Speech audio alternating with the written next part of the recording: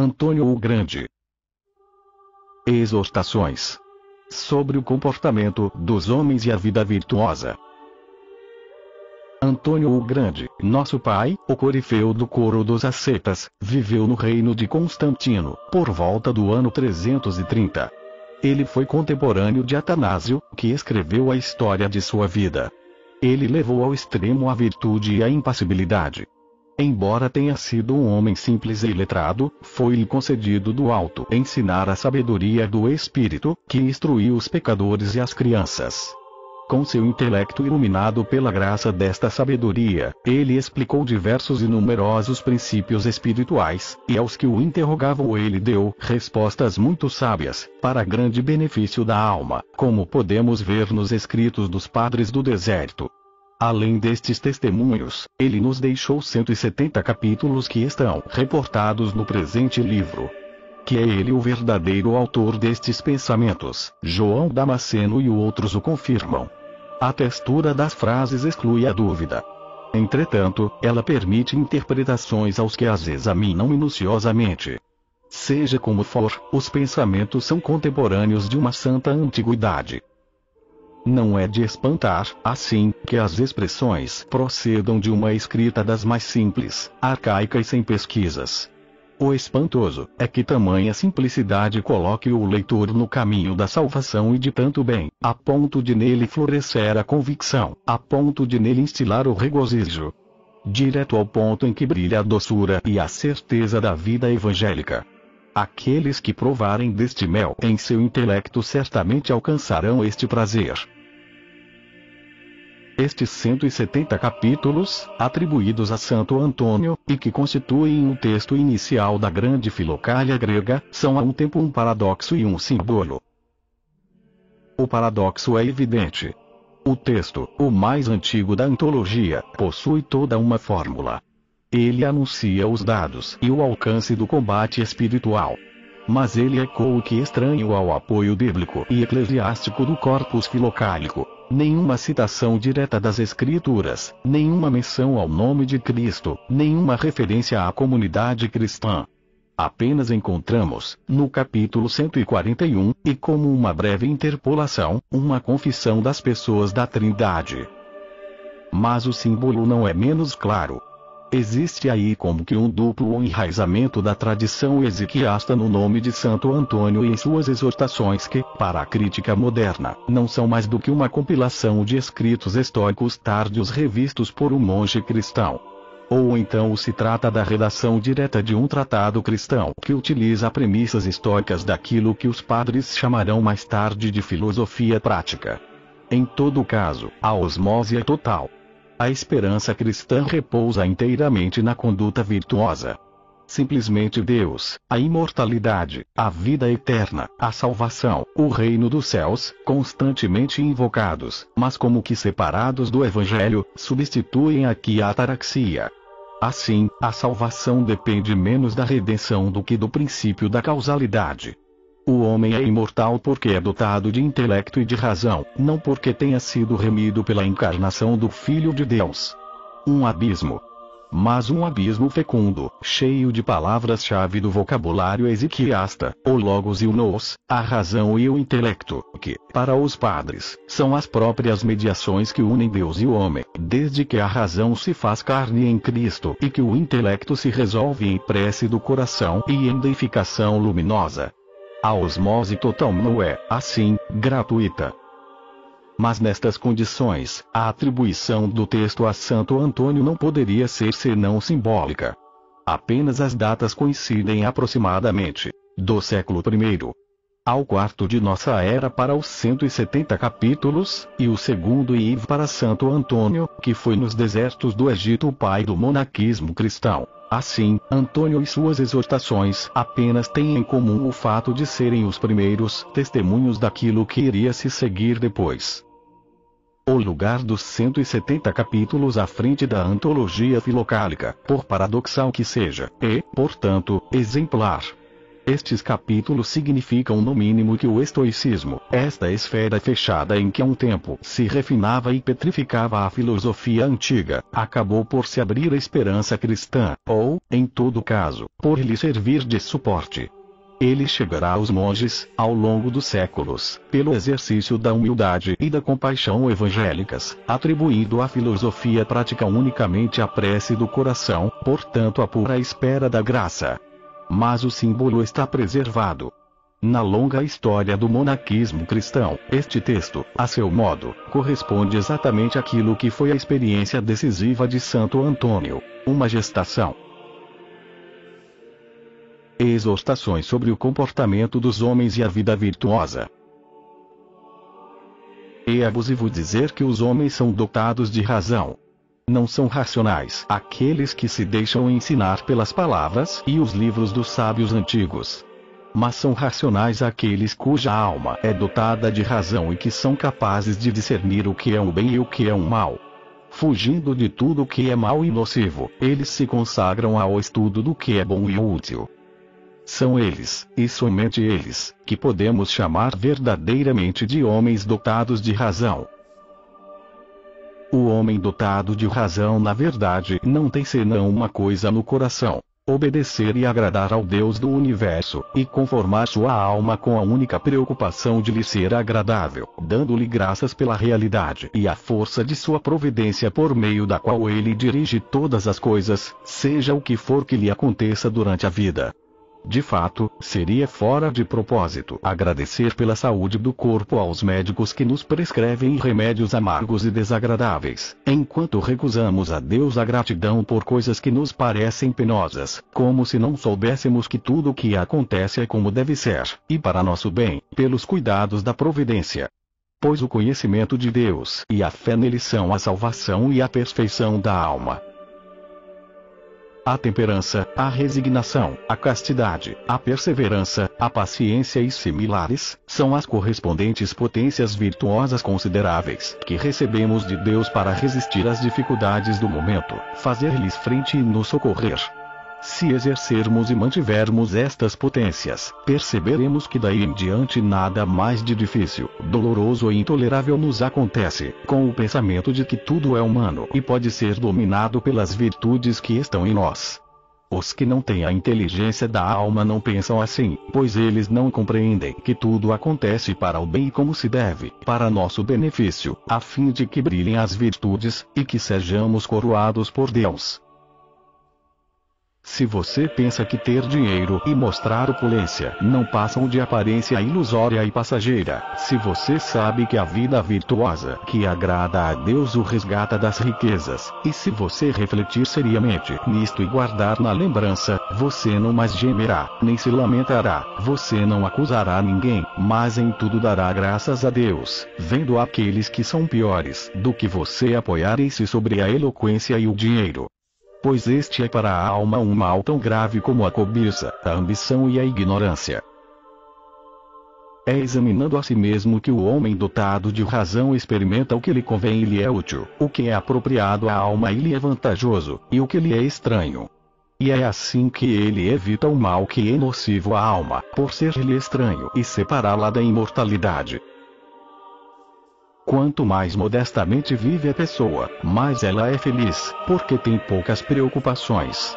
Ela não precisa se inquietar com servidores e com trabalhadores, ela não procura possuir animais.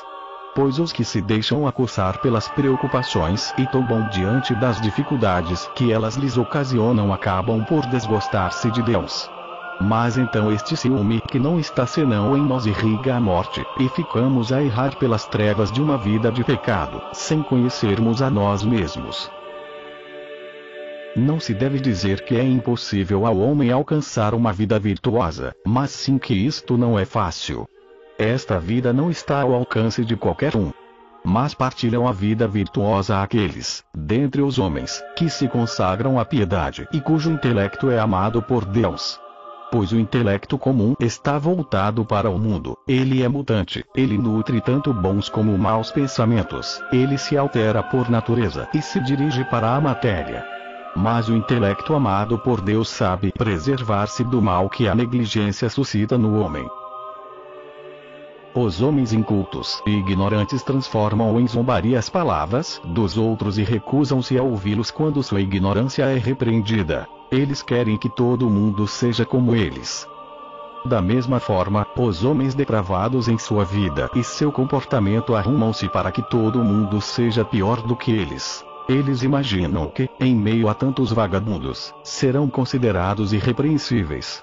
A alma descuidada se perde e se suja na malícia que lhe apresenta o deboche, o orgulho, a avidez, a cólera, a agressividade, a fúria, a brutalidade, os queixumes, a inveja, a cupidez, a rapacidade, a dor, a mentira, o prazer, a irresponsabilidade, a tristeza, a preguiça, a doença, a raiva, a vergonha, a fraqueza, o erro, a ignorância, as mentiras, o esquecimento de Deus. É por esses males, e por outros semelhantes, que a pobre alma que se separou de Deus é castigada. Aqueles que desejam levar uma vida virtuosa, piedosa e louvável, não devem ser julgados por seu comportamento, que pode ser simulado, nem por sua conduta, que pode ser enganadora.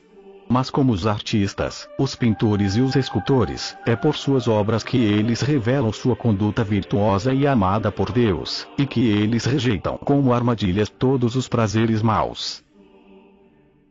Aos olhos daqueles que possuem um juízo são, ser rico e bem-nascido, mas possuir a alma inculta e a vida desprovida de toda a virtude, equivale a ser infeliz, assim como é feliz aquele que a sorte fez nascer pobre e escravo, mas cuja vida é ornada de virtudes.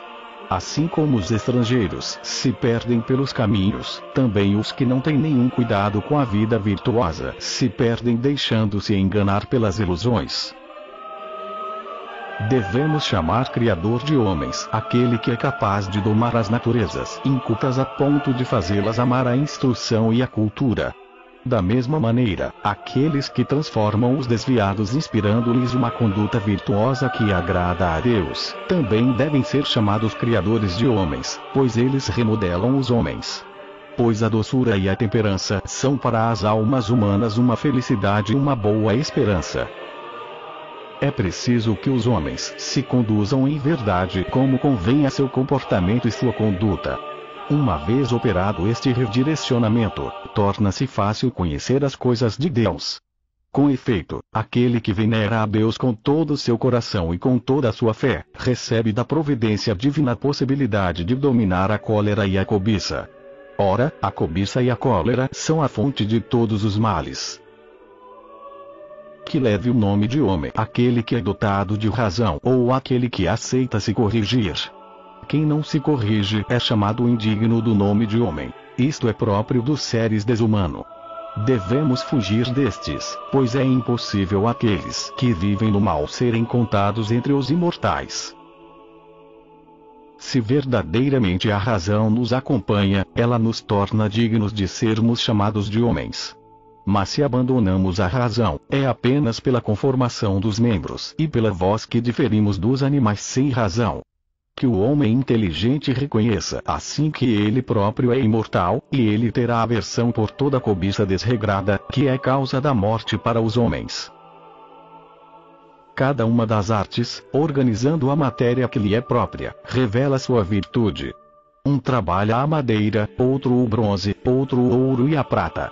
Do mesmo modo, nós que ouvimos falar da conduta feliz e virtuosa que agrada a Deus, devemos mostrar em verdade que somos homens dotados de razão por nossa alma, e não apenas pela conformação do corpo. Ora, a alma que é verdadeiramente dotada de razão e amada por Deus conhece diretamente todas as coisas da vida. Ela ora a Deus com todo o seu amor e lhe rende graças na verdade, dirigindo a Ele todo o seu desejo e todos os seus pensamentos. Assim como os pilotos têm um vigia para dirigir o navio e não atirá-lo contra algum banco submarino ou um rochedo, também os que aspiram à vida virtuosa devem examinar cuidadosamente o que fazer e o que evitar. Que eles considerem que seu bem está nas verdadeiras leis, as leis divinas, cortando pela raiz as ambições prejudiciais da alma. Assim como os pilotos e condutores de carros, a força de atenção e cuidados, chegam aonde querem, também os que cultivam a vida reta e virtuosa devem ter o cuidado de levar uma vida que convenha e agrade a Deus. Pois aquele que quer, e que compreende que pode se acreditar, toma o caminho da imortalidade.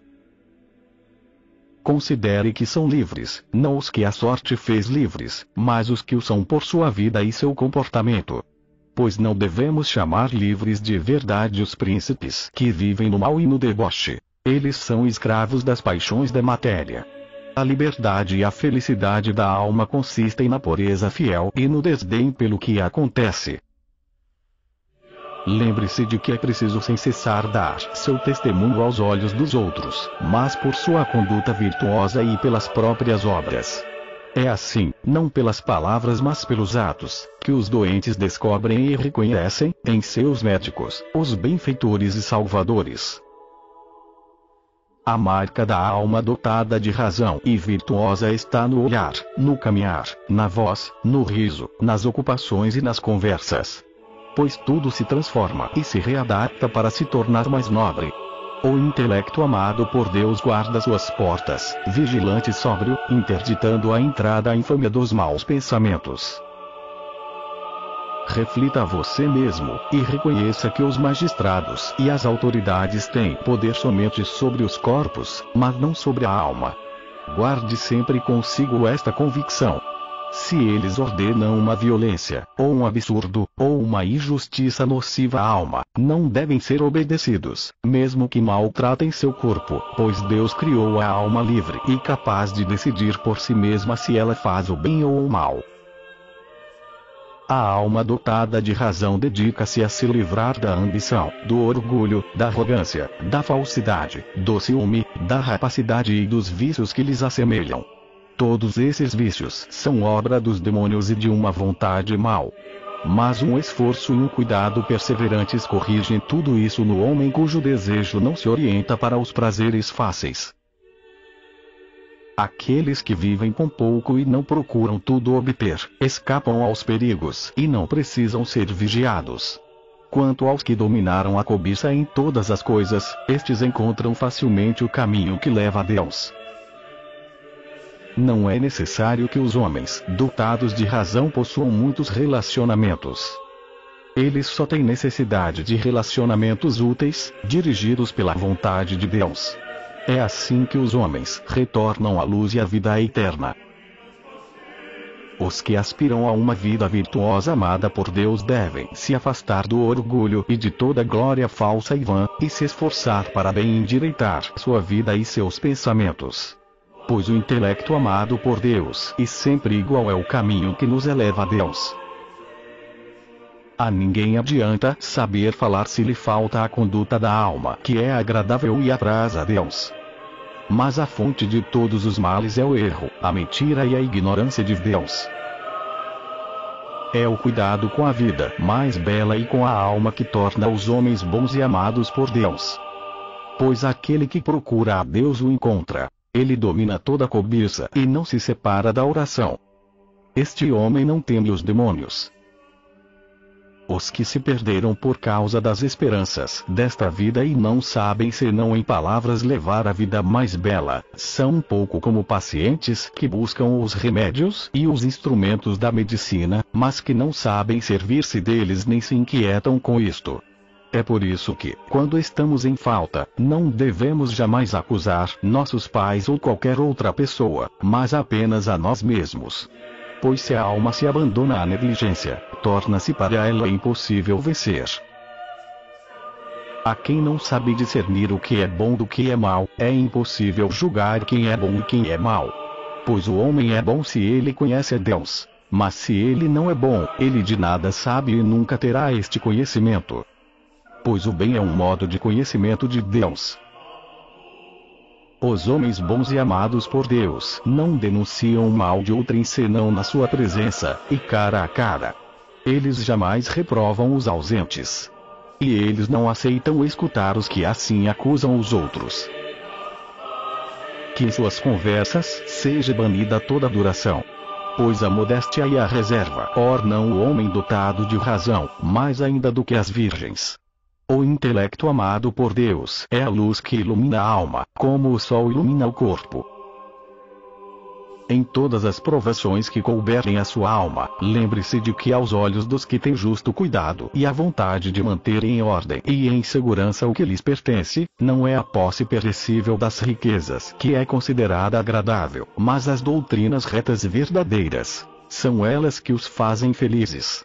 Pois o rico pode ser despossuído e pilhado pelos que são mais poderosos do que ele. Mas a virtude da alma é o único bem seguro e inviolável, o único também que, após a morte, salva a quem o possui. Os que pensam assim não serão arrastados pelos fantasmas da riqueza e dos prazeres. Não convém que homens instáveis e incultos se tenha por eminências. O homem eminente é aquele que agrada a Deus, que se cala na maior parte das vezes, ou que fala pouco e não diz senão o que é preciso e agradável a Deus. Os que aspiram a viver na virtude e no amor de Deus, cuidam das virtudes da alma como de um bem próprio, como de suas próprias delícias eternas. Quanto às coisas que passam, eles desfrutam delas na medida do possível, e conforme o que Deus dá e quer. A tudo eles usam com toda alegria e gratidão, mesmo se estas coisas lhes forem racionadas. Pois comer bem e bastante alimenta o corpo e sua matéria. Mas o conhecimento de Deus, a temperança, a bondade, a bem-aventurança, a piedade e a doçura deificam a alma. Aqueles que, dentre os poderosos, obrigam a que sejam feitas ações deslocadas e nocivas, enquanto que a alma foi criada livre, não são, portanto, senhores. Eles podem aprisionar o corpo, mas não a vontade, pois o homem dotado de razão é seu Senhor por Deus seu Criador, que é mais forte do que qualquer poder, qualquer imposição e qualquer potência. Os que consideram como uma infelicidade a perda de dinheiro, de filhos, de servidores ou de qualquer outro bem, saibam que devemos antes de tudo contentarmos-nos com o que Deus dá, e devolver-lhe com entusiasmo e gratidão, quando preciso, sem sermos afetados por esta privação, ou antes por esta restituição, pois aqueles que se servem daquilo que não lhes pertence não cessam de devolver. É obra do homem justo não vender sua liberdade em troca de bens que lhe sejam oferecidos, mesmo que sejam muitos. Pois as coisas da terra são como que um sonho, e a riqueza não passa de uma ilusão incerta e temporário. Que os que são verdadeiramente dignos de serem chamados de homens se dediquem a conduzir suas vidas no amor a Deus e à virtude a fim de que sua vida virtuosa brilhe no meio dos outros homens. Assim como a púrpura, por pouca que seja, salpicada sobre a brancura de uma vestimenta, a enfeita de beleza e a faz distinguir e reconhecer, também estes homens manterão com mais segurança o cuidado com as virtudes da alma. Os homens sábios devotam-se a bem examinar sua força e os recursos da virtude que trazem na alma, se eles querem estar prontos para se opor a todas as paixões, na medida de suas possibilidades, que lhes são naturalmente dadas por Deus. Seus recursos são a temperança face às seduções da beleza e a toda cobiça nociva à alma, a perseverança face às penas e privações, a paciência face ao insulto e à cólera, além das correspondentes virtudes. É impossível que um homem se torne subitamente sábio e bom. É preciso um estudo assíduo, a perseverança, a experiência, o tempo, a ascese e o desejo pela boa obra. O homem bom e amado por Deus, aquele que em verdade conhece a Deus, não cessa de fazer em abundância tudo o que agrada a Deus. Mas estes homens são raros. Não convém aos menos dotados dos homens, os que se desesperam de si mesmos, tratar com negligência e desdém a conduta virtuosa amada por Deus, sob pretexto de ser-lhes inacessível e fora de alcance.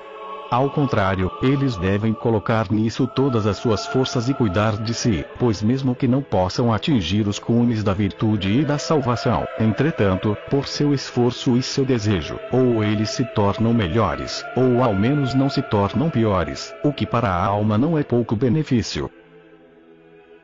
Por sua natureza racional, o homem se liga a esta faculdade misteriosa e divina da razão. Mas por sua natureza corpórea, ele se aparenta aos animais. Alguns, pouco numerosos, verdadeiramente homens e verdadeiramente dotados de razão, de todo o coração dirigem ao seu Deus e Senhor seus pensamentos e afinidades, e o manifestam por seus atos e por uma vida virtuosa. Mas a maior parte dos homens, que não têm a inteligência da alma, desprezam esta filiação divina e imortal, para se voltar à afinidade com o corpo, afinidade morta, infeliz e passageira, e não pensam senão nas coisas da carne, como os animais sem razão, ligando-se aos prazeres. Assim eles se separam de Deus, e por efeito de sua vontade, separam a alma dos céus e a arrastam para o abismo. O homem dotado de razão, lembrando-se de que participa do divino e que está unido a ele, jamais se apaixonará por seja lá o que for de terrestre e de valor. Ele mantém seu intelecto voltado para o que é celeste e eterno. E ele sabe que a vontade de Deus é a salvação do homem, uma vez que Deus é para os homens a causa de todos os bens e a fonte da beatitude eterna. Quando você tiver que se haver com alguém que disputa e combate a verdade e a evidência, corte imediatamente a disputa e afaste-se deste homem cuja inteligência está petrificada. Da mesma forma, com efeito, com que uma água ruim estraga os melhores vinhos, também as conversas sem sentido corrompe-se aqueles que consagram a vida e o pensamento à virtude. Se nos esforçamos por todos os meios para escapar da morte do corpo, muito mais deveríamos fazer para escapar à morte da alma. Diante daquele que quer ser salvo, não existe, com efeito, outro obstáculo que a negligência e a irresponsabilidade da alma. Aqueles que têm dificuldade em compreender o que lhes é vantajoso e o que lhes é dito a respeito do bem são considerados doentes. Mas quando aqueles que compreendem a verdade discutem impudentemente, é a razão que está morta e seu comportamento é selvagem. Eles não conhecem a Deus e sua alma não está iluminada. Deus, com sua palavra, destinou as espécies animais a diferentes usos sucessivos. Algumas devem ser comidas, outras devem servir. E ele criou o homem para contemplar suas vidas e suas obras, e para reconhecê-las e interpretá-las. Que os homens se apliquem, assim, a não morrer sem antes contemplar e entender Deus e suas obras, como os animais desprovidos de razão. O homem deve saber que Deus tudo pode, e que nada se opõe àquele que pode tudo. A partir do nada ele fez, e fez tudo o que quis com sua simples palavra, para a salvação dos homens. O que está no céu é imortal, por causa da bondade inerente ao que é celeste. Mas o que está na terra tornou-se mortal por causa do mal terrestre inerente que está nela. E este mal, pela negligência e pela ignorância a respeito de Deus, atinge aqueles a quem falta a inteligência. A morte, se o homem souber compreendê-la, é imortalidade. Mas para os ignorantes, que não a compreendem, ela é verdadeiramente a morte. Não é esta morte que devemos temer, mas a perdição da alma, que está na ignorância de Deus. É isto, para a alma, que é temível. O mal é uma afeição da matéria. Assim, não é possível que o corpo permaneça estranho ao mal. A alma dotada de razão, que compreende isto, ataca este peso da matéria que é um mal. Recusando-se a carregar tal peso, ela se volta para o conhecimento do Deus do universo, considera daí para diante o corpo como um inimigo e um adversário em quem não se pode confiar. É assim que a alma recebe a coroa de Deus, ao superar as provações do mal e da matéria. Se a alma discerne o mal, ela toma aversão a ele como a um animal mal cheiroso. Mas se o mal é ignorado, ele é amado por quem o ignora, e então ele captura a este. Pois o mal sujeita a quem o ama. Então o pobre infeliz não vê nem compreende aonde está seu bem, mas pensa que o mal o adorna de belezas, e então se regozija com isto. A alma pura, que é boa, recebe de Deus a luz e o esplendor. Então o intelecto compreende o que é bom e suscita palavras amadas por Deus. Mas quando a alma é suja pela lama do mal, Deus se afasta dela, ou melhor, ela se separa de Deus. Os demônios do mal então penetram em seu pensamento, e começam a lhe sugerir ações ímpias, adultérios, violências, roubo, sacrilégios e outros malfeitos, que são todos obras do demônio.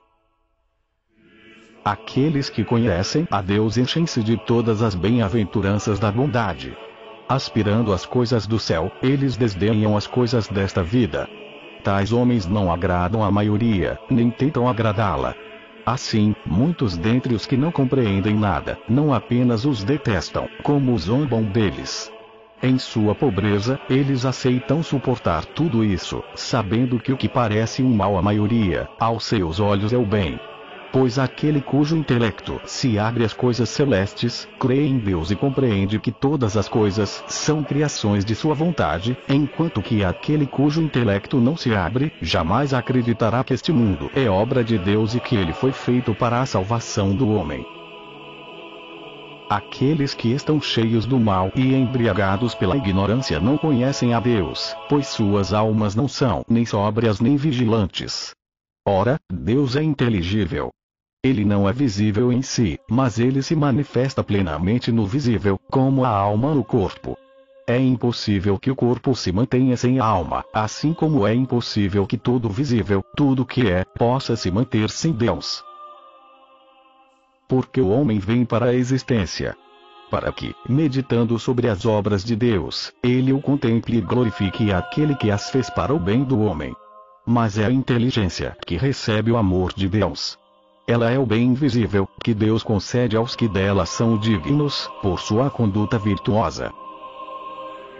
Livre é quem não está sujeito aos prazeres, mas domina o corpo pela sabedoria e pela castidade, e se contenta, com toda a gratidão, com os bens que lhe são dados, ainda que sejam racionadíssimos.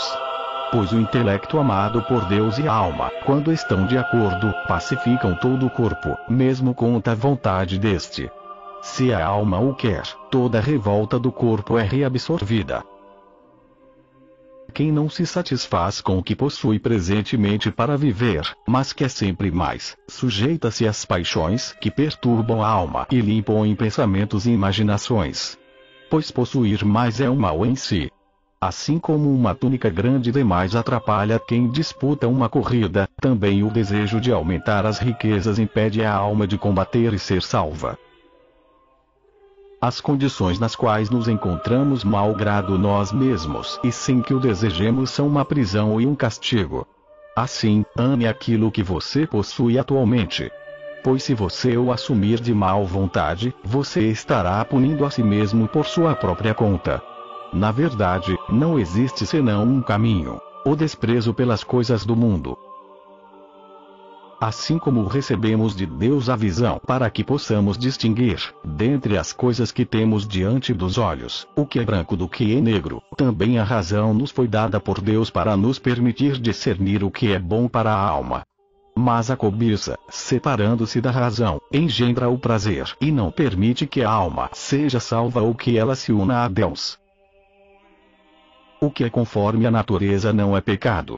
O pecado é a escolha do mal. Comer não é pecado. Pecado é comer sem dar graças, sem decência nem temperança. Pois convém guardar em vida o corpo fora de toda imaginação perversa. O olhar, se é puro, tampouco é pecado. O pecado está em olhar com inveja, com orgulho ou com indiscrição. É não escutar pacificamente, mas com hostilidade. É não guardar a língua para a ação de graças e a prece, mas deixá-la dizer não importa o que. É não usar as mãos para socorrer os outros, mas servir-se delas para matar e roubar. Desta forma, cada um dos nossos membros peca por si só, fazendo o mal em lugar do bem, contra a vontade de Deus. Se você duvida de que cada uma de suas ações é vista por Deus, considere que você, que é homem poeira, é capaz de num instante observar e conhecer toda sorte de lugares. Com mais forte razão pode Deus, Ele que vê o universo como um grão de mostarda, e que criou e alimentou todas as coisas como quis. Quando você fechar a porta de sua casa e fica só, saiba que um anjo designado por Deus a cada homem estará com você. É este anjo que os gregos chamam de daimon interior. Ele não dorme jamais. É impossível enganá-lo. Ele está sempre com você, ele vê tudo e a escuridão não o atrapalha. Com ele, Deus está em toda parte. Pois não existe lugar nem matéria onde Deus não esteja, uma vez que ele é maior do que tudo e tem todos os seres em sua mão. Se os soldados são fiéis a César porque César lhes garante o alimento, com muito mais razão devemos nos aplicar a dar graças com nossas bocas, sem jamais nos calarmos, e agradecer a Deus que a tudo criou para o homem. A gratidão e a conduta virtuosa são os frutos do homem que mais agradam a Deus. Ora, os frutos da terra não amadurecem em uma hora, é preciso o tempo, a chuva, cuidados.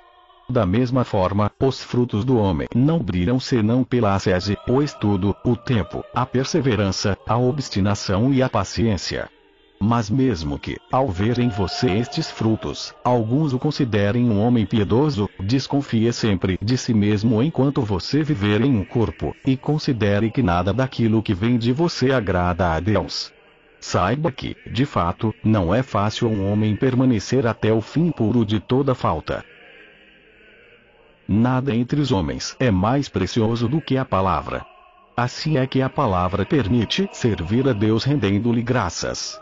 Mas se nos servimos dela para dizer o mal e blasfemar, nós condenamos nossa alma. Invocar seu nascimento ou qualquer outra razão, quando se está em falta, é assim obra de um homem insensato. Foi livremente e por sua própria conta que ele permitiu uma palavra ruim ou uma má ação. Se nos esforçamos para cuidar das paixões do corpo para evitar a zombaria daqueles com quem encontramos, com mais razão devemos nos esforçar para curar as paixões da alma, uma vez que seremos julgados na presença de Deus, para que não sejamos submetidos à desonra e ao ridículo. Pois nós somos livres. Assim, mesmo quando sentimos em nós o desejo de más ações, não querer fazê-las é possível, está ao nosso alcance levar uma vida que agrade a Deus. Jamais alguém poderá nos forçar a fazer algo de mal, se não quisermos. Combatendo assim, seremos de fato homens dignos de Deus, e viveremos como anjos no céu. Se você quiser, você será escravo das paixões. Se você quiser, e você é livre, você não será sujeito às paixões. Pois Deus o criou livre. E aquele que sobrepuja as paixões da carne recebe a coroa da incorruptibilidade. Pois se não houvesse paixões não haveria virtudes, nem as coroas dadas por Deus aos homens que delas são dignos. Aqueles que não veem onde está seu benefício e não sabem onde está o bem, são cegos na alma. Seu discernimento foi extinto. É melhor não nos ligarmos a estes, para não cairmos fatalmente nos mesmos erros, cegos e imprudentes. Não devemos nos irritar com aqueles que estão em falta, mesmo se o que fizeram é reprovável e merece um castigo. Mas devemos endireitar os que tombam, em nome da própria justiça. Às vezes é preciso castigá-los, em sua pessoa ou de outro modo. Mas não devemos nos irritar nem nos deixar levar assim, pois a cólera age unicamente pela paixão, e não de maneira judiciosa e justa. Não devemos aprovar aqueles que se deixam levar indevidamente pela piedade. Mas é por causa do bem e da justiça que é preciso castigar os que fazem o mal, nunca pela paixão da cólera. Somente os bens da alma são seguros e invioláveis. São a conduta e o conhecimento virtuosos, e o exercício das boas obras, que agradam a Deus. Pois a riqueza é um guia cego e um conselheiro sem inteligência. Aquele que usa a sua riqueza servindo-se dela para o prazer, perde sua alma insensível. Os homens não devem adquirir nada demais. Se por acaso eles têm muito, será bom para eles saber que tudo nesta vida é, por natureza, corruptível. Tudo desaparece facilmente, se degrada e se destrói. Assim, eles não devem se inquietar com o que quer que aconteça. Saiba que as dores físicas são naturais do corpo, uma vez que este é corruptível e material. Diante de tais sofrimentos, a alma instruída deve armar-se de perseverança e paciência, e não reprovar a Deus por haver criado o corpo. Aqueles que participam dos Jogos Olímpicos não recebem a coroa por vencerem 1, 2 ou 3 adversários, mas após terem vencido a todos os que enfrentaram. O mesmo acontece com o homem que quer ser coroado por Deus. Sua alma deve dedicar-se à sabedoria, não somente nas coisas do corpo, mas em tudo que se refere a perdas e ganhos, invejas, alimentos, a vanglória, as injúrias, a morte e as afeições análogas. Não busquemos a boa conduta amada por Deus, pelo louvor dos homens.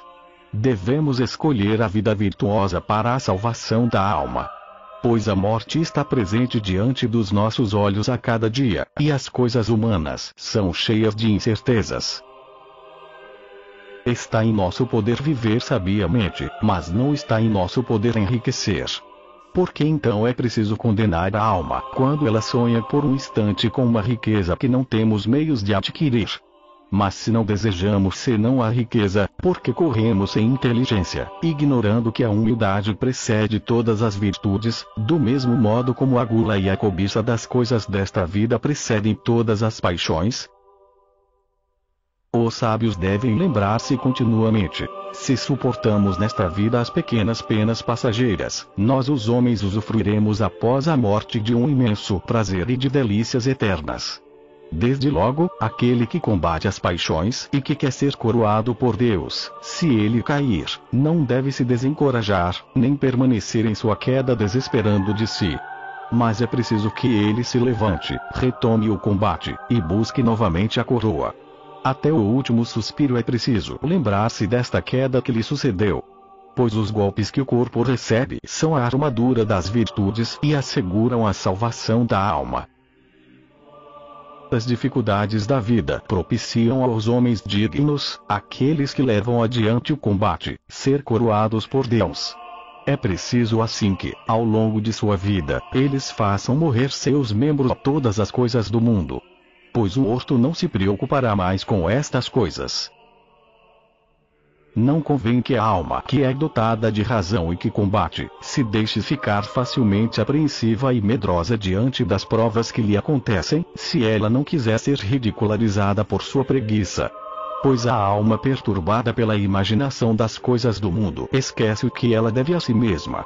São as virtudes da alma que nos abrem o caminho aos bens eternos. A causa dos castigos está no mal que os homens fazem a si mesmos. O homem dotado de razão é combatido pelos sentidos de sua natureza racional, por meio das paixões da alma. Ora, existem 5 sentidos no corpo: a vista, o olfato, a audição, o paladar e o tato. A infeliz alma é capturada pelos 5 sentidos quando ela se submete às 4 paixões que lhes correspondem. Estas 4 paixões são a vanglória, a loucura insensata, a cólera e a lassidão.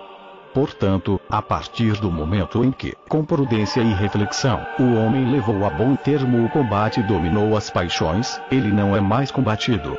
Sua alma está em paz, e ele recebe a coroa de Deus por sua vitória.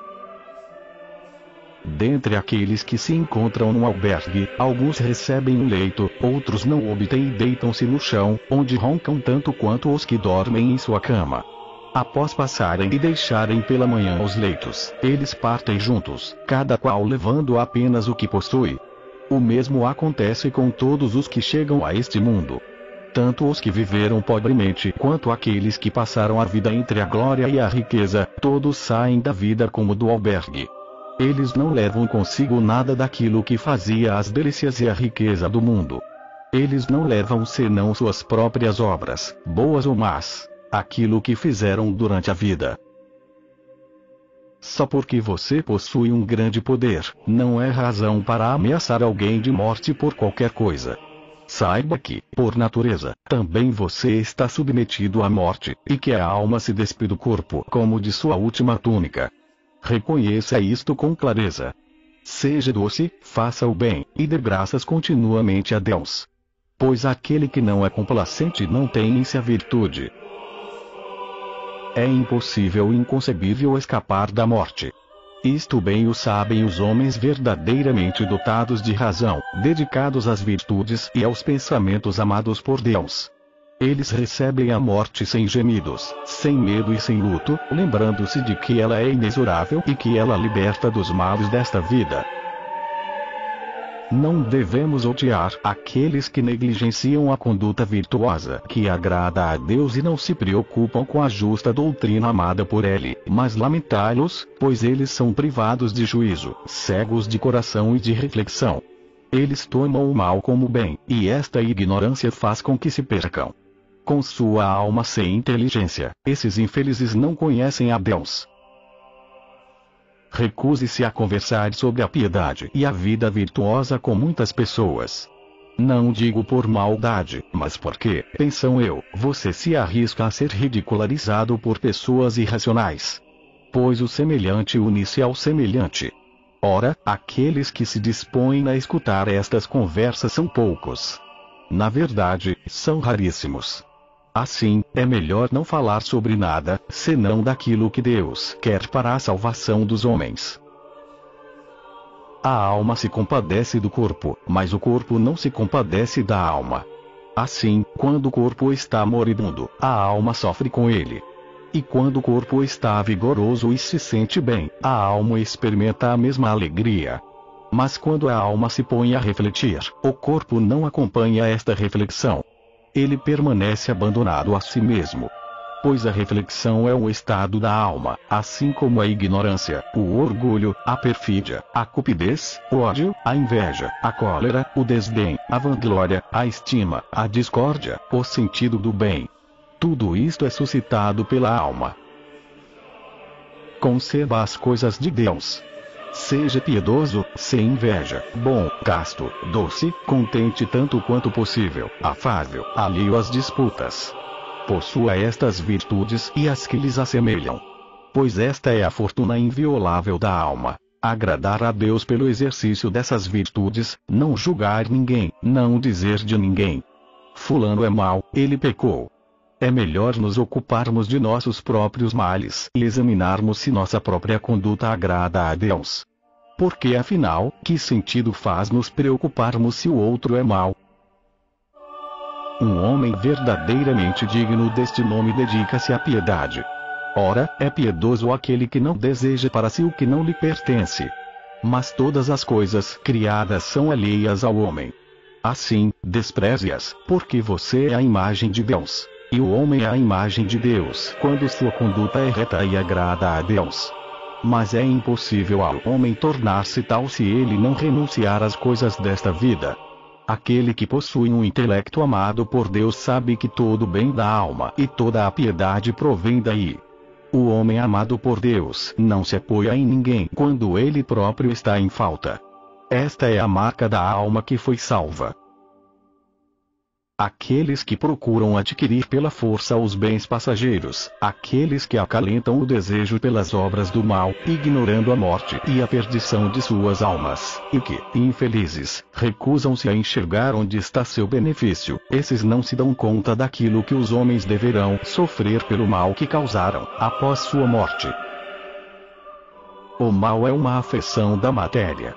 Deus não está em causa. Ele deu aos homens o conhecimento, o saber, o discernimento do bem e do mal, e a liberdade.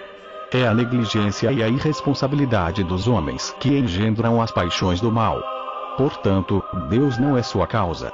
Os demônios caíram na maldade depois de uma escolha deliberada. O mesmo acontece com a maior parte dos homens. Aquele que faz da piedade a companhia de sua vida não permite ao mal entrar em sua alma. E se o mal não penetra nela, a alma permanece ao abrigo do perigo e da infelicidade. Nem as enganações do demônio, nem os golpes da sorte prevalecerão nestes homens. Pois Deus os livra do mal. Eles vivem sob sua guarda, longe de toda infelicidade, semelhantes a ele. Se os elogiarem, eles rirão de quem os elogia. Se os ofenderem, não responderão aos insultos. Pois eles não se comovem com o que é dito ou não dito a respeito deles. O mal anda de mãos dadas com a natureza, como a ferrugem com o ferro, ou as excreções com o corpo. Mas não foi o ferreiro quem fez a ferrugem, nem os pais que fizeram a excreção. Da mesma forma, Deus não criou o mal. Ao contrário, ele deu ao homem o conhecimento e o discernimento, para que ele pudesse fugir do mal, sabendo que este é nocivo e condenável. Assim, quando você ver alguém feliz por ser rico e poderoso, cuidado para não invejá-lo. É o demônio que cria esta ilusão. Mas tenha imediatamente a morte diante dos olhos, e você não cobiçará jamais nem o mal, nem as coisas deste mundo. Nosso Deus deu a imortalidade às coisas do céu e fez mutáveis as coisas da terra. Ele colocou a vida e o movimento no universo. A tudo ele criou para o homem. Assim, não se deixe cativar pelas imagens deste mundo que lhe chegam pelo demônio, quando ele introduz em sua alma maus pensamentos. Mas procure imediatamente os bens celestiais, e diga a si mesmo: se eu quiser, eu tenho em mim o poder de rechaçar também este ataque da paixão. Mas se eu não o fizer, é porque quero satisfazer meu desejo. Continue assim com este combate, que pode salvar sua alma. A vida é a união e a conexão do intelecto, da alma e do corpo. A morte não destrói o que estava unido, mas dissolve seu conhecimento. Pois tudo é salvo por Deus, mesmo depois da dissolução. O intelecto não é a alma, mas o dom de Deus para salvar a alma. O intelecto que agrada a Deus ultrapassa e aconselha a alma. Ele a incentiva a desdenhar tudo o que é efêmero, material e corruptível, e a se apegar aos bens eternos, incorruptíveis e imateriais, a caminhar como um homem no corpo, observando e contemplando através dele as coisas celestes, as coisas de Deus, e todas as coisas deste tipo. O intelecto amado por Deus é assim o benfeitor e o salvador da alma humana. Por meio da dor e do prazer, a alma que está no corpo é imediatamente exposta às trevas e à perdição. A dor e o prazer são como que humores do corpo. Para enfrentá-los, o intelecto amado por Deus aflige o corpo e salva a alma, como um médico que corta e cauteriza. As almas que não são conduzidas pelas rédeas da razão, nem governadas pela inteligência capaz de pressionar, atacar e vencer as suas paixões, ou seja, a dor e o prazer, como animais irracionais, estas almas se perdem, a partir do momento em que a razão é arrastada pelas paixões, assim como o condutor do carro é derrubado pelos cavalos. Não conhecer a Deus, que criou o universo para o homem e que lhe deu o dom da inteligência e da razão, para que o homem ganhe asas para se unir a Deus, concebê-lo e glorificá-lo, é uma grave enfermidade, é a ruína e a perdição da alma. A alma está no corpo. A inteligência está na alma. E a razão está na inteligência. Quando é concebido e glorificado por ela, Deus imortaliza a alma atribuindo-lhe a incorruptibilidade e as delícias eternas, Ele que por sua simples bondade fez existir todas as criaturas.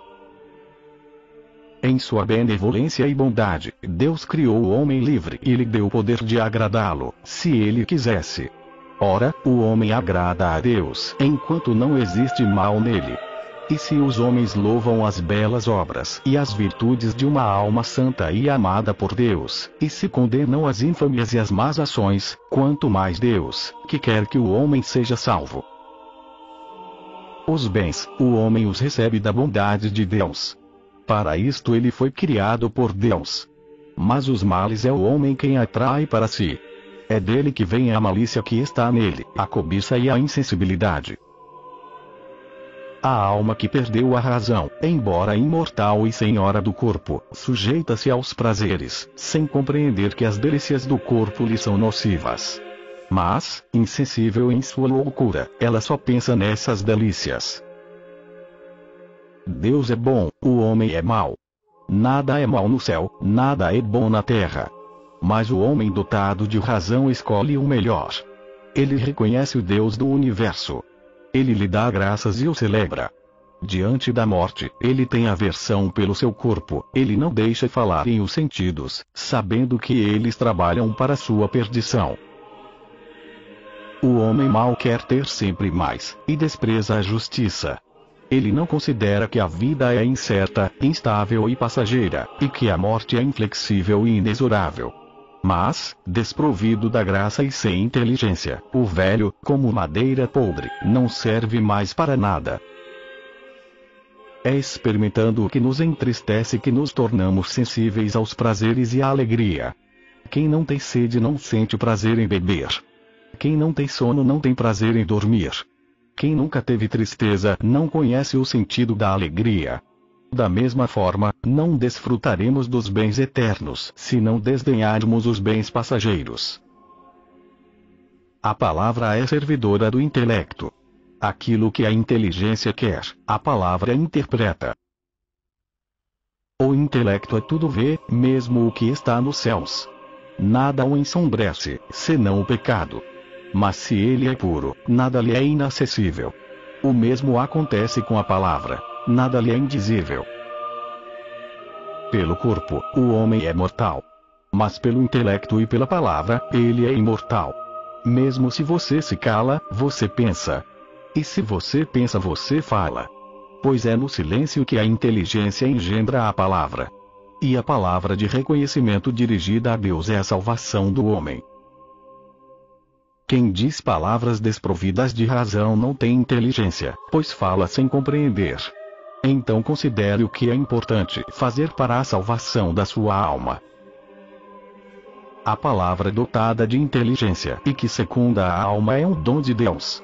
Do mesmo modo, os discursos cheios de palavrório, que buscam as dimensões do céu e da terra, ou as grandezas do sol e das estrelas, são uma invenção do homem que desperdiça seu esforço. O homem bem-falante procura em sua oratória vão que não serve para nada. É como tirar água com uma peneira. Pois tais homens não poderiam jamais encontrar o que está em causa aqui. Ninguém pode ver o céu nem compreender o que existe nele, a não ser o homem que tem o cuidado de manter a vida virtuosa, que conhece e glorifica aquele que criou este céu para nossa salvação e nossa vida. Pois este homem amado por Deus sabe que nada existe sem Deus. Deus está em tudo e em toda parte, uma vez que ele é infinito. Assim como o homem deixa o seio materno nu, também a alma deixa, nua, o corpo. Uma o deixa pura e luminosa. Outra coberta de marcas por suas faltas. Outra o deixa negra por todas as suas quedas. Desta forma, a alma dotada de razão e amada por Deus, lembrando-se dos males que se seguem à morte, leva uma vida de piedade, a fim de não cair condenada por suas faltas. Quanto aos que não creem, estes vivem na impiedade e no pecado, e desprezam as coisas do além. Sua alma é desprovida de inteligência. Assim como, ao sair nu do seio materno, você não se lembra do que era este seio, também ao deixar o corpo, você não se lembrará de como era ele.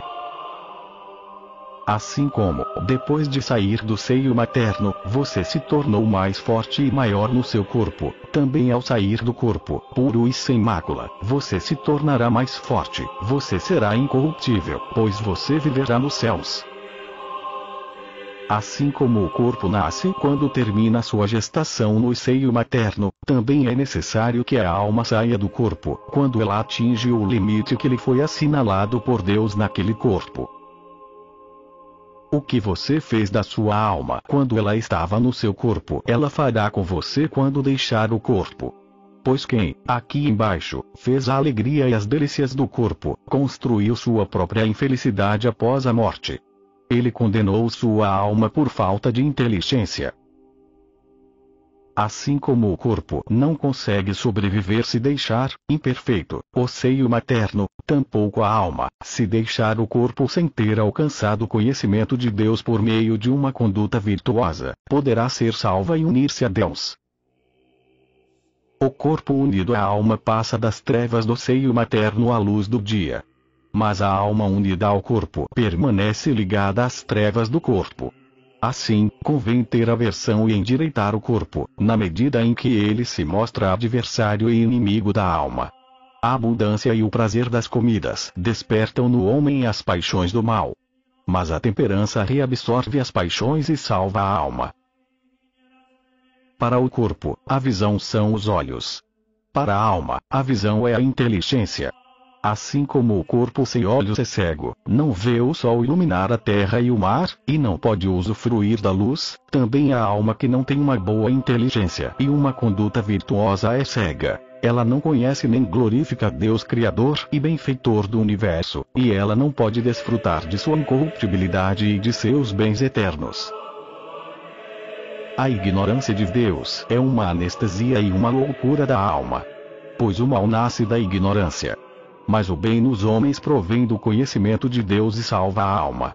Portanto, se você se dedica a não realizar suas vontades, se você é sóbrio e vigilante, e se você conhecer a Deus, você levará até as virtudes a sua inteligência. Mas se você se aplica a satisfazer as vontades perversas para não procurar senão o prazer, então, embriagado com sua própria ignorância de Deus, você vai se perder como os animais sem razão, pois você não pensa nos males que o aguardam após a morte. A providência é aquilo que acontece por necessidade divina, como o fato do sol nascer-se por todos os dias, ou de a terra dar frutos. Assim também é dito que a lei é aquilo que acontece por necessidade divina. Mas tudo é feito para o homem. Tudo que Deus faz em sua bondade, Ele o faz pelo homem. Mas tudo o que o homem faz, Ele o faz para si mesmo, tanto o bem como o mal. Não se espante com a felicidade dos bandidos, porque também as cidades alimentam seus carrascos sem por isto louvar seus maus pendores, mas servindo-se deles para castigar os que merecem. Da mesma maneira, Deus permite que bandidos oprimam o mundo, a fim de por meio deles corrigir os ímpios. Mas depois, também eles serão entregues ao juízo, porque não foi para servir a Deus, mas por se deleitarem em sua própria malícia, que eles fizeram mal aos homens. Aqueles que veneram os ídolos não iriam, infelizes, se perder cada vez mais longe da piedade, se eles pudessem ver e saber com o coração que de fato veneram. Mas, contemplando a harmonia, a ordem e a providência que presidem a tudo o que Deus fez e faz sempre, eles conheceriam aquele que a tudo isto fez pelos homens. Em sua desonestidade e sua injustiça, o homem pode matar. Mas Deus não cessa de dar a vida, mesmo àqueles que são indignos dela. Por repartir com abundância e por ser bom por natureza, Ele quis que o mundo fosse, e o mundo existiu. E Ele existe sempre, para o homem e para sua salvação. Está ao alcance do homem compreender o que é um corpo, ou seja, que ele é corruptível e efêmero. E o mesmo homem compreenderá também o que é a alma, a saber, que ela é divina e imortal, criada pelo sopro de Deus, e unida ao corpo para ser provada e deificada.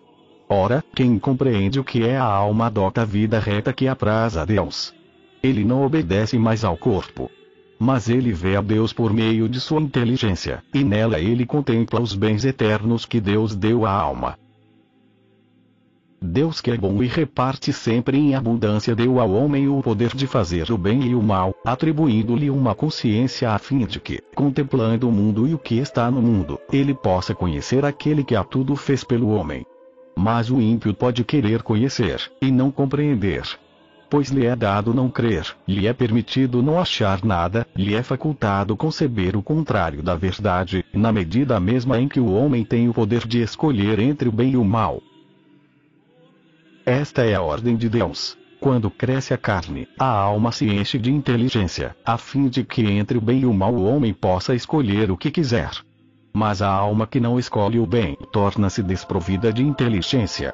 Assim, todos os corpos têm uma alma, mas não podemos dizer que toda a alma tenha intelecto. Pois o intelecto amado por Deus cabe aos homens sábios, santos, justos, puros, bons, misericordiosos, e aos homens piedosos. E a presença do intelecto é para eles um socorro no caminho para Deus. Uma única coisa não é possível ao homem: tornar-se imortal. O que lhe é possível é unir-se a Deus, se ele compreende que pode. Se ele o quiser, com efeito, se o conceber, crer, amar, o homem, por uma conduta virtuosa, torna-se companheiro de Deus. O olho contempla o visível, e o intelecto concebe o invisível. Pois o intelecto amado por Deus é a luz da alma. Aquele cujo intelecto é amado por Deus tem seu coração inundado de luz e vê a Deus com sua inteligência. Ninguém é mau, se for bom. Mas quem não é bom, certamente está entregue ao mal, e ama o corpo. Ora, a primeira virtude do homem é o desdém pela carne. Separar-se do efêmero, do corruptível e do material, se for de livre e espontânea vontade e não por necessidade, faz de nós os herdeiros dos bens eternos e incorruptíveis.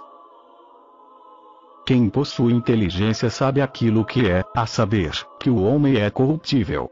Ora, aquele que conhece a si mesmo sabe que todas as coisas são criaturas de Deus e que foram criadas para a salvação do homem. Pois está ao alcance do homem ter uma justa concepção de todas as coisas e sobre todas elas possuir uma fé justa. Este homem sabe então com toda a certeza que aqueles que desprezam as coisas do mundo não precisam fazer muito esforço, mas recebem de Deus depois da morte as delícias e o repouso eternos. Assim como o corpo sem a alma é morto, também a alma que não é dotada de inteligência é estéril e não pode ser herdeira de Deus. Deus só escuta o homem. É somente ao homem que Deus se revela. Deus ama o homem, até o ponto de fazer dele um Deus. Somente o homem é digno de adorar a Deus. É para o homem que Deus se transfigura. É para o homem que Deus fez o céu adornado de estrelas. Para o homem ele fez a terra. E os homens a cultivam para si mesmos.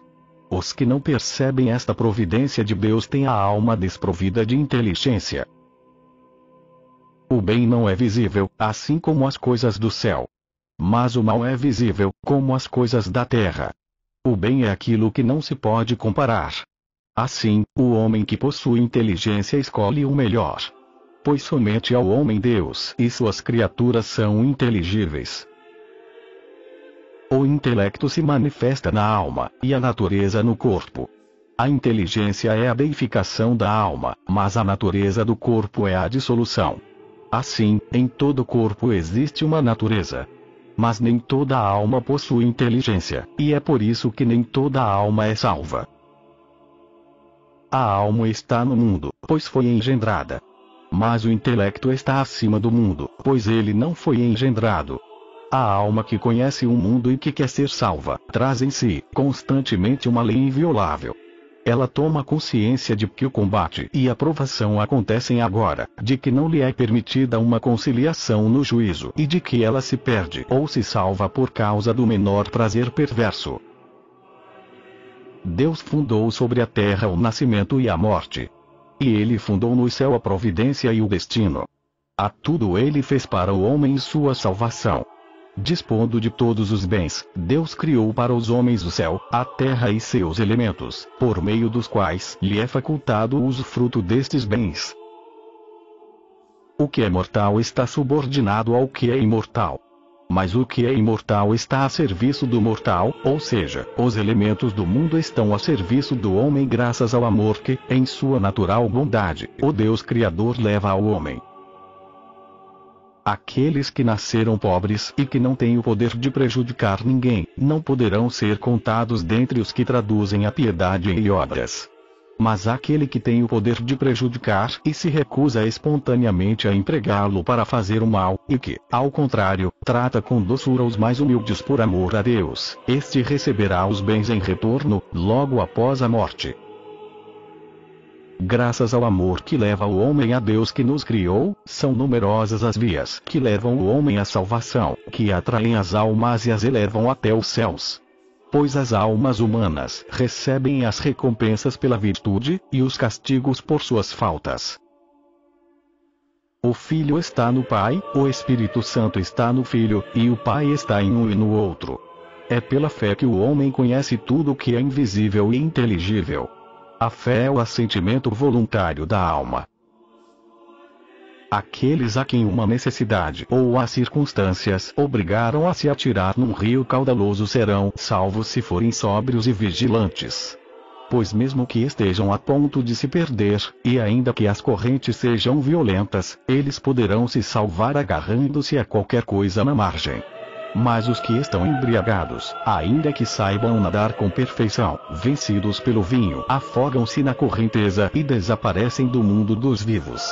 Da mesma forma, a alma atirada aos redemoinhos e aos turbilhões das correntezas desta vida, se ela não se conhece ao emergir do mal da matéria, se ela, que é divina e imortal, não sabe que não está ligada à matéria efêmera, frágil e mortal senão com o intuito de ser aí provada, e se em sua perdição ela se deixa arrastar pelos prazeres do corpo, então, desprezando a si mesma, ébria de ignorância, incapaz de se assumir, ela se perde e é levada para longe dos que se salvam. Como um rio, de fato, o corpo muitas vezes nos leva a prazeres que não têm cabimento. A alma dotada de razão, que mantém firmemente sua boa resolução, conduz como um cavalo o ardor e o desejo, suas paixões privadas de razão. Se ela as domina, pressiona, se a senhora delas, ela é coroada e julgada digna da vida no céu. Ela recebe de Deus que a criou a recompensa por sua vitória e suas provações. A alma verdadeiramente dotada de razão, quando vê a felicidade dos bandidos e a prosperidade dos indignos, não se perturba imaginando aquilo que eles desfrutam nesta vida, como aqueles que, dentre os homens, são desprovidos de razão. Pois ela conhece claramente a instabilidade da fortuna, a incerteza da vida presente, a brevidade da existência e a integridade do juízo. Esta alma crê que Deus não a esquecerá e lhe dará o alimento de que ela necessita. A vida do corpo e o desfrute dos bens terrestres obtidos pelas riquezas e poder, são a morte da alma. Mas o sofrimento, a paciência, a pobreza assumida com ação de graças, estas são a vida e as delícias eternas da alma. A alma dotada de razão não concebe senão desdém pela criação material e por esta vida efêmera. Ela escolhe as delícias do céu e a vida eterna, que ela recebe de Deus por sua conduta virtuosa. Quem usa uma roupa suja de barro, suja assim a roupa de quem se encosta nela.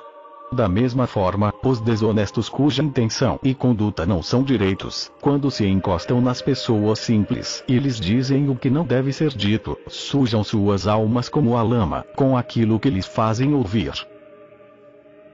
O começo do pecado é a cobiça com a qual se perde a alma dotada de razão. Mas o começo da salvação e do reino dos céus é o amor que surge na alma. Se o ferro é negligenciado e não recebe a manutenção devida, a força de permanecer sempre abandonado sem servir a nada, acaba comido pela ferrugem e já não tem mais nem utilidade nem beleza. O mesmo acontece com a alma. Se ela permanece inerte, se não se dedica a viver na virtude e a se voltar para Deus, se ela se priva da proteção divina por causa de suas más ações, em sua negligência, ela se destrói sob o efeito do mal que ataca a matéria do corpo, como o ferro se destrói sob o efeito da ferrugem, e não possui mais nem beleza nem utilidade em vista da salvação. Deus é bom, impassível, imutável. Mas se nós consideramos razoável e verdadeiro que Deus não muda, podemos nos perguntar como ele se alegra com os bons e se zanga com os maus, como se irrita com os pecadores e é benevolente quando homenageado. A resposta é que Deus não se alegra nem se irrita, pois alegrar-se e entristecer-se são paixões. Da mesma forma, não há como homenageá-lo com presentes, pois então ele seria dominado pelo prazer. Ora, é impossível, a partir das coisas humanas, ver no divino o bem e o mal. Deus é bom, e ele não nos faz senão o bem, jamais o mal, pois em tudo isto ele permanece sempre igual. Também nós, se, por nossa semelhança, perseveramos no bem, também nós nos unimos a Deus. Mas se, por dissenso, nos entregamos ao mal, nós nos separamos de Deus.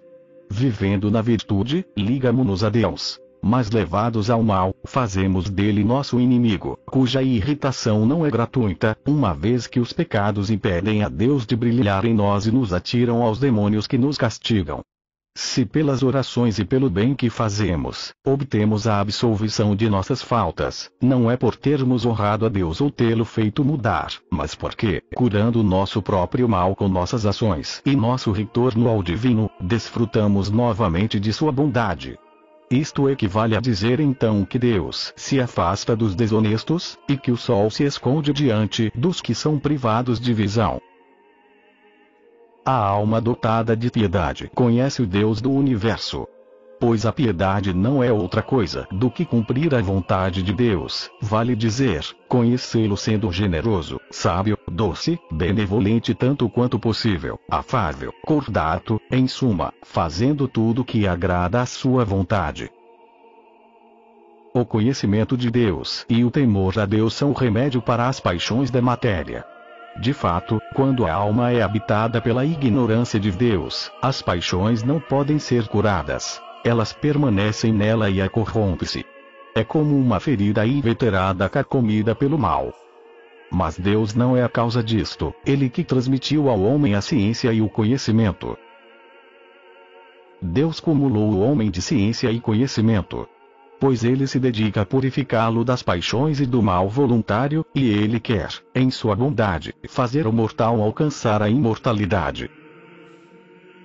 Em uma alma pura cativa de Deus, o intelecto vê verdadeiramente o Deus que não foi engendrado, o Deus invisível e inefável, o único puro para os corações puros. A coroa da incorruptibilidade, a virtude, a salvação do homem, consiste em suportar as adversidades com coragem e gratidão. Dominar a cólera, a língua, o ventre e os prazeres, é também um grande auxílio para a alma. É a providência divina que dirige o mundo. Nenhum lugar está privado dela. A providência é a razão absoluta que modelou a matéria para dela fazer o mundo. Ela é o criador e o artesão de tudo o que existe. Pois é impossível que a matéria tenha sido organizada sem o poder decisivo da razão, que é a imagem, a inteligência, a sabedoria e a providência de Deus. A cobiça consciente é a raiz das paixões daqueles aparentados às trevas.